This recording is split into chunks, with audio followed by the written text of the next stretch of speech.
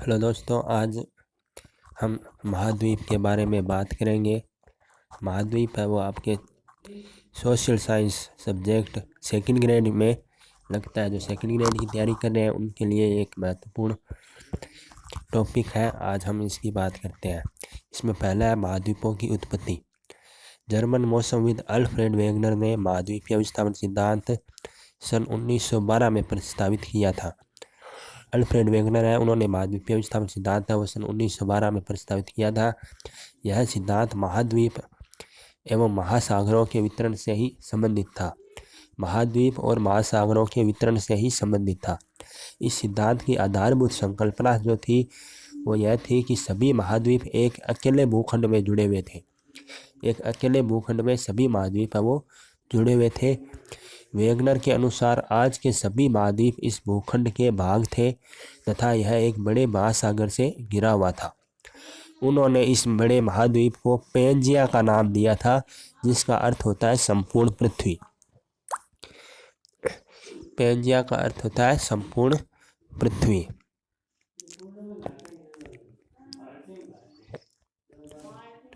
विशाल महासागर को पेंथालासा कहा, जिसका अर्थ है जल ही जल।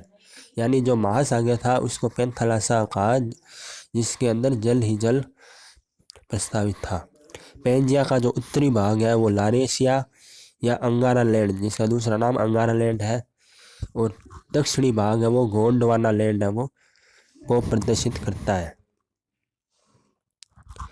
अगर अंगारा लैंड या लारेशिया की बात करें तो इसके अंदर उत्तर अमेरिका, यूरोप तथा एशिया आता है, और दक्षिणी भाग गोंडवाना लैंड के अंदर दक्षिण अमेरिका, अफ्रीका, मेडागास्कर, प्रायद्वीपीय भारत, ऑस्ट्रेलिया तथा अंटार्कटिका के देश हैं वो इसके अंदर गोंडवाना लैंड के अंदर आते हैं। पेंजिया के अंदर 3 परतें थी। ऊपरी परत का नाम सियाल, मध्यवर्ती भाग था वो सीमा तथा केंद्र भाग है वो निफे का बना माना गया है। सियाल है वो बिना किसी रुकावट के सीमा पर तैर रहा था। कार्बोनिफरस युग में दक्षिण ध्रुव अफ्रीका में वर्तमान डरमन के पास था। पेंजिया का विभाजन है वो कार्बोनिफरस युग से प्रारंभ होता है। गुरुत्व तथा प्लवनशीलता के बल के कारण पेंजिया का 2 भागों में विभाजन हो गया, और इसका जो उत्तरी भाग है वो लारेशिया कहलाया, दक्षिण भाग है वो गोंडवाना लैंड कहलाया, और जो बीच का भाग है वो टेथिस सागर के रूप में बदल गया, जिसे टेथिस का खुलना भी कहा जाता है। जुरेसिक युग में गोंडवाना लैंड का विभाजन हो गया तथा ज्वारीय बल के कारण प्रायद्वीपीय भारत, मेडागास्कर, ऑस्ट्रेलिया तथा अंटार्कटिका गोंडवाना लैंड से अलग होकर प्रवाहित हो गए।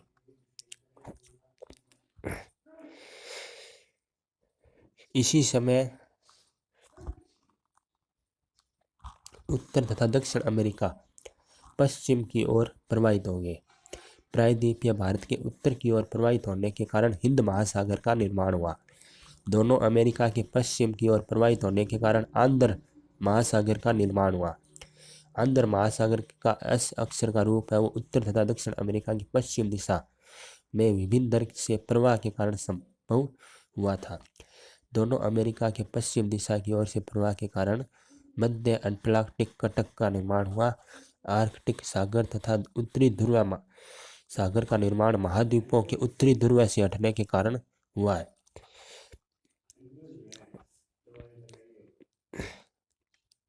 पेंथालासा पर कई दिशाओं से महाद्वीपों के अतिक्रमण के कारण उसका आकार है वो संकुचित हो गया तथा उसका जो अवशिष्ट भाग है वो प्रशांत महासागर बना। इस तरह स्थल तथा जल का वर्तमान रूप है वो पलायोसिन युग तक पूर्ण हो गया था।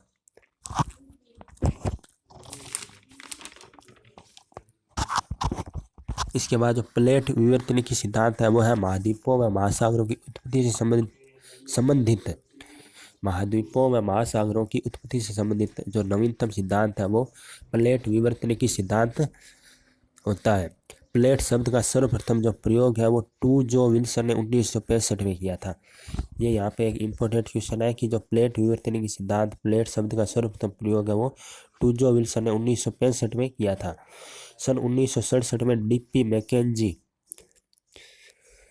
R.L. पार्कर एवं W.J.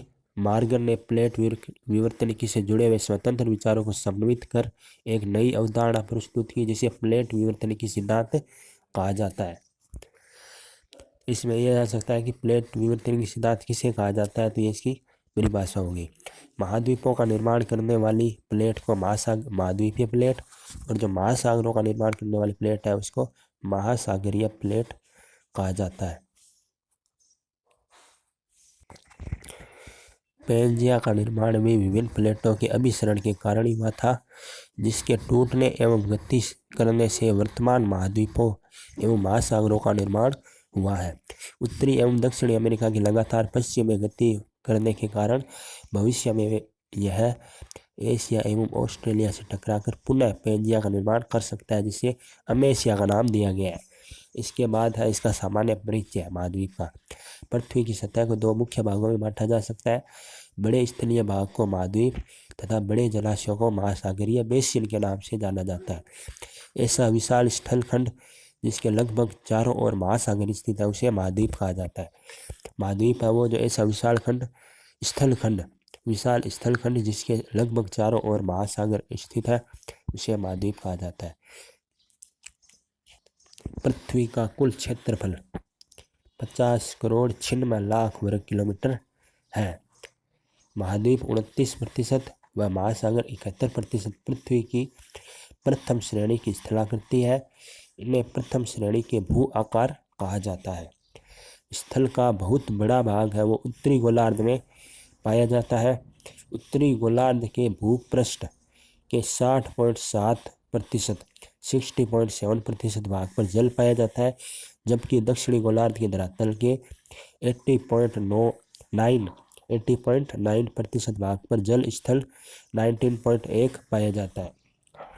अतः दोनों गोलार्ध में ही स्थल की तुलना में जल का विस्तार है वो अधिक है, लेकिन दक्षिणी गोलार्ध में महासागरों की विशेष प्रधानता है।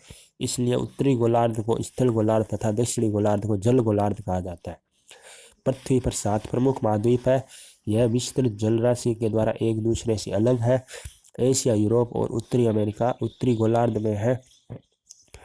अफ्रीका और दक्षिण अमेरिका विषुवत रेखा के दोनों ओर फैले हुए हैं। ऑस्ट्रेलिया और अंटार्कटिका वो सर्वथा दक्षिणी गोलार्ध में है। इसके नेक्स्ट पार्ट होगा उसके अंदर हम एशिया महाद्वीप के बारे में बात करेंगे। इसके अंदर हमने महाद्वीप और महाद्वीपों की उत्पत्ति के बारे में विस्तार पूर्वक है वो अध्ययन किया था, जिसके अंदर अगर हम बात करें तो जर्मन मौसमविद अल्फ्रेड वेगनर ने महाद्वीप सिद्धांत है वो 1912 में प्रस्तावित किया। ये एक क्वेश्चन बनता है। और दूसरा अगर मैं बात करूं तो वेगनर के अनुसार आज के सभी महाद्वीपों इस भूखंड के भाग तथा यह एक बड़े महासागर से घिरा हुआ था।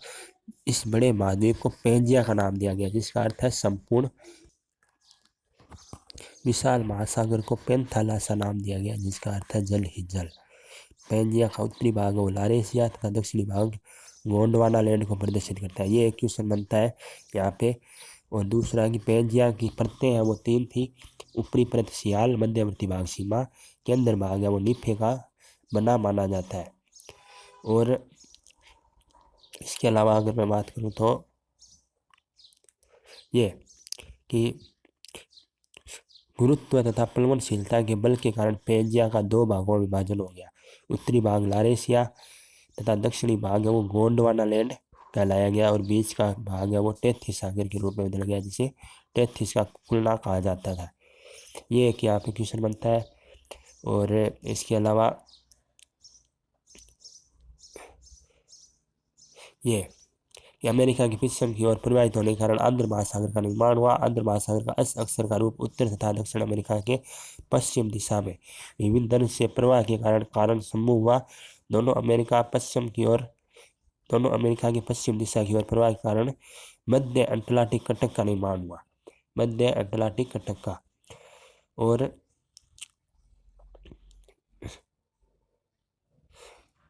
इसके अलावा प्लेट विवर्तनिकी सिद्धांत है वो प्लेट शब्द का जो प्रयोग है वो टूजो विल्सन ने 1965 में किया। ये क्वेश्चन बनता है कि प्लेट शब्द का सर्वप्रथम प्रयोग है वो किसने किया? टूजो विल्सन ने 1965 में।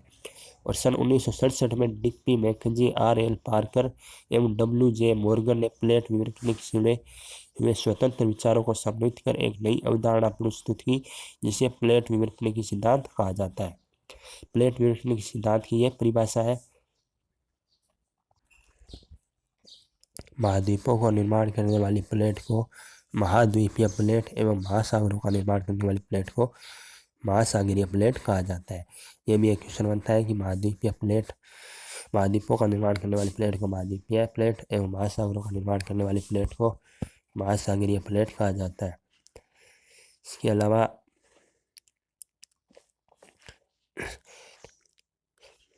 एशिया एवं ऑस्ट्रेलिया अगर बात करें तो उत्तरी एवं दक्षिणी अमेरिका की लगातार पश्चिम में गति करने के कारण भविष्य में यह एशिया एवं ऑस्ट्रेलिया से टकराकर पुनः पेंजिया का निर्माण कर सकता है, जिसे अमेसिया का नाम भी दिया गया है। इसमें महाद्वीप के सामान्य परिचय में पृथ्वी की सतह को दो मुख्य भागों में बांटा जा सकता है। बड़े स्थलीय भागों को महाद्वीप तथा बड़े जलाशयों को महासागरीय बेसिन के नाम से जाना जाता है। ऐसा विशाल स्थलखंड जिसके लगभग चारों ओर महासागर स्थित है उसे महाद्वीप कहा जाता है। पृथ्वी का कुल क्षेत्रफल है वो 50 करोड़ 96 लाख वर्ग किलोमीटर है। महाद्वीप 29% व महासागर 71% पृथ्वी की प्रथम श्रेणी की स्थलाकृति है। इन्हें प्रथम श्रेणी के भू आकार भी कहा जाता है। उत्तरी गोलार्ध के भूपृष्ठ के 60.7% भाग पर जल पाया जाता है, जबकि दक्षिणी गोलार्ध के धरातल के 80.9% भाग पर जल स्थल 19.1 पाया जाता है। दोनों गोलार्धों में स्थल की तुलना में जल का विस्तार अधिक है, लेकिन दक्षिणी गोलार्ध में महासागरों की विशेष प्रधानता है। पृथ्वी पर 7 प्रमुख महाद्वीप है या विस्तृत जल राशि के द्वारा एक दूसरे से। इससे अगले भाग में हम पार्ट 2 में एशिया महाद्वीप के बारे में बात करेंगे। ऐसे ही आपको रीजनिंग, इम्पोर्टेंट जीके क्वेश्चन और जो भी वैकेंसी निकलती है उसकी संपूर्ण जानकारी चैनल के माध्यम से दी जाती है और एग्ज़ाम की कट ऑफ के बारे में भी जानकारी दी जाती है। तो प्लीज़ मेरे चैनल को शेयर एंड सब्सक्राइब करें। धन्यवाद।